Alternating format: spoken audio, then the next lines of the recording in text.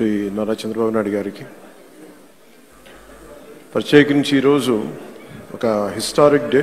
అసెంబ్లీలో కొన్ని దశాబ్దాల పోరాటం తర్వాత వర్గీకరణని ఈరోజు చాలా విజయవంతంగా బిల్లుని ప్రవేశపెట్టి దాన్ని సాధించిన ఘనత గౌరవ ముఖ్యమంత్రి శ్రీ నారా చంద్రబాబు నాయుడు గారు. అలాంటి సక్సెస్ఫుల్ ఈ రోజున శాసనసభ్యులందరూ ఈ క్రీడా సమ్మేళనం తాలూకు మన ప్రైజ్ డిస్ట్రిబ్యూషన్ కానీ అలాగే ముఖ్యంగా కల్చర్ ప్రోగ్రామ్ చూస్తే నాకు నేను చేసిన గబ్బర్ సింగ్ సినిమాలో నా పోలీస్ స్టేషన్ సీన్కి వచ్చింది. చచ్చిపోయాను నిన్న. అంటే నేను ఎప్పుడు నా లైఫ్లో ఇన్ని దశాబ్దాలు అంటే మనకు కొంచెం మన అసెంబ్లీలో ఇన్ని దశాబ్దాలుగా ముఖ్యమంత్రి గారిని మన నారా చంద్రబాబు నాయుడు గారిని చూస్తున్నప్పుడు ఎప్పుడు ఆయన ముఖం ఇంత నవ్వుగా నేను నా జీవితంలో ఎప్పుడు ఎవరూ చూడలేదు. అసలు ఎప్పుడు అంటే అంటే నవ్వే పరిస్థితులు ఉండవు. ప్రత్యేకించి ఇందాక మన గౌరవ శాసనసభ్యులందరూ కల్చరల్ ప్రోగ్రామ్స్ చేస్తూ ఉంటే ఒక నియోజకవర్గాన్ని బాధ్యత మోసే ఎమ్మెల్యేకి ఇన్ని బాధ్యతలు ఉంటే 175 నియోజకవర్గాలు ఆల్మోస్ట్ ఒక ఇన్ని పార్లమెంట్లు 25 పార్లమెంట్లు ఒక రాష్ట్రం ఇన్ని కోట్ల మంది జనం బాధ్యత మోసే వ్యక్తి నవ్వు రావడం అనేది ఉండదు. ఎప్పుడు లోపల ఎలా చేయాలి సమస్యను ఉంటుంది. అలాంటి వ్యక్తికి మీరు అలాంటి బలమైన నాయకుడికి మీరు నవ్వు కలిగించినందుకు మనస్ఫూర్తిగా మీకు చేతులెత్తి నమస్కరిస్తున్నాం. ఒక సింపుల్గా చెప్పాలంటే మీరు చేసిన performance simple I can say wow. అసలు ఎంత ఆనందాన్ని ఇచ్చిందంటే నేను మర్చిపోయాను. నేను అసలు అంటే నేను ఇంటికి వెళ్ళి కూడా కొన్ని రోజులు నవ్వుకునే పరిస్థితి ఉంది నాకు. అంటే ఇది ఎంత అంటే ఇది మన ఒక్కళ్ళకి ఆనందం కాదు. ఇది శాసనసభ్యులు అంటే ఎప్పుడు వ్యక్తిగత కక్షలు, గొడవలు, అరుపులు, కేకలు అన్న సంస్కృతి గత 5 సంవత్సరాలుగా చూసాం. అలాంటిది మనందరం విభిన్నమైన పార్టీలకు చెందిన వాళ్ళం, అందరం కలిపి ఎన్డీఏ కూటమి. అలాంటి ఇదే వేదిక మీద అనుకుంటగా మన ఎన్డీఏ కూటమి మొత్తం ఆ రోజున పురంధేశ్వరుడు గారు కానీ నేను కానీ అందరం ఆ రోజున గౌరవ ముఖ్యమంత్రి గారిని ప్రతిపాదించినప్పుడు ఒక కొత్త ఆశ కలిగింది. రాష్ట్రానికి 5 కోట్ల మంది ప్రజలకి, దేశానికి ఒక బలమైన ఒక సమర్థవంతమైన నాయకత్వం ముందుకు వచ్చింది నడిపించడానికని.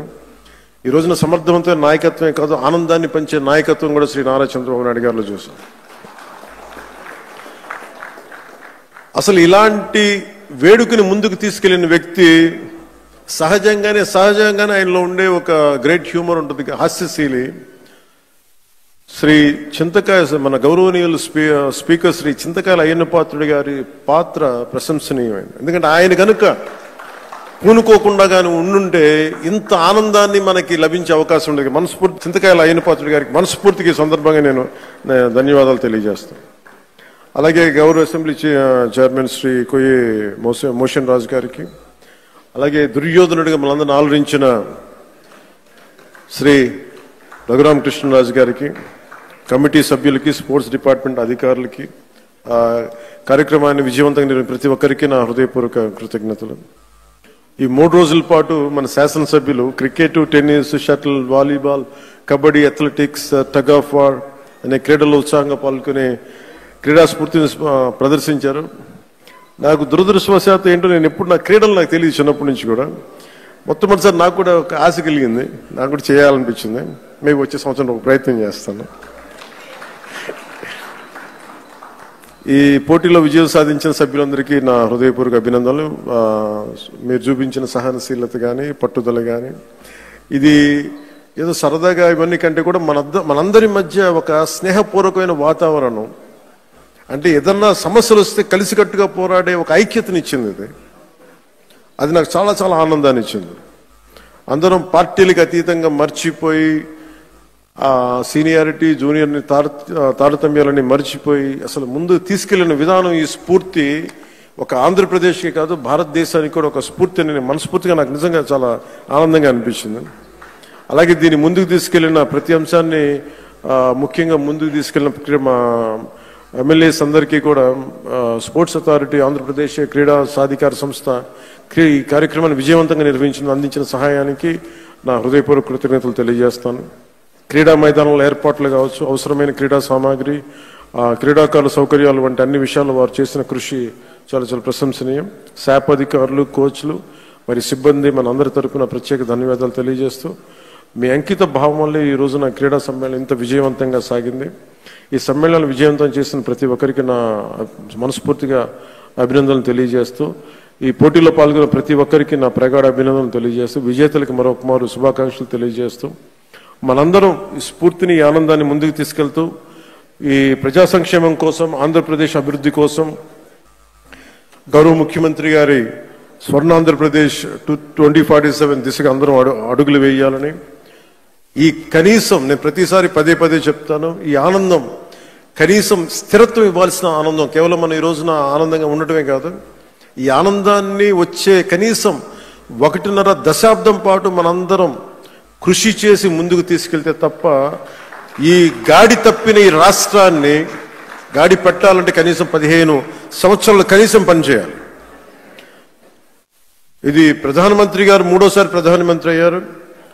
అలాగే ఆయన 3 పర్యాలు నేను ముఖ్యమంత్రిగా చూడాలి, నాకు మనస్ఫూర్తిగా నాకు ఆశయం, కోరిక కూడా. ఎందుకంటే ఆయన అనుభవాన్ని మనం ఎక్కడ కూడా అసలు పక్కన పెట్టలేం. సో ఆయన దగ్గర నేను మనస్ఫూర్తిగా ఈరోజు మరోమారు గౌరవ సభ్యులందరి తరపు నేను ముందు చెప్తున్నాను, ఆయన దగ్గర నుంచి నేర్చుకోవడానికి కానీ, ఆయన కింద పని చేయడానికి కానీ నేను అనుక్షణం ఎప్పుడు సంసిద్ధంగా ఉంటానని తెలియజేసుకుంటూ, నాకు ఈ అవకాశాన్ని ఇచ్చిన ప్రతి ఒక్కరికి ధన్యవాదాలు తెలియజేసుకుంటూ, ముఖ్యంగా మీరు ఇంటికి వెళ్ళేటప్పుడు మీరు చాలా అనుభవాలు తీసుకెళ్తున్నాను. ఇందాక గౌరవ ముఖ్యమంత్రి గారు కూడా చెప్తా ఉన్నారు, వారిద్దరు గౌరవ మన సుందరపు విజయ్ కుమార్ మన ఇంకో శాసనసభ్యులు ఇద్దరు చేసింది, రాలిపోయే పువ్వా నీకు రాగాలి ఎందుకంటే, నేను అది గుండెల్లో నింపుకొని కారులో వెళ్ళే వరకు, ఇంట్లో పడుకుపోయే వరకు ఈరోజు అదే నవ్వుతూ ఉంటాను. ప్రతి ఒక్కరు చేసింది అంటే మనస్ఫూర్తిగా మీ అందరికీ ధన్యవాదాలు తెలియజేసుకుంటూ, జయ ఆంధ్ర, జయ భారత్, జయ హింద్.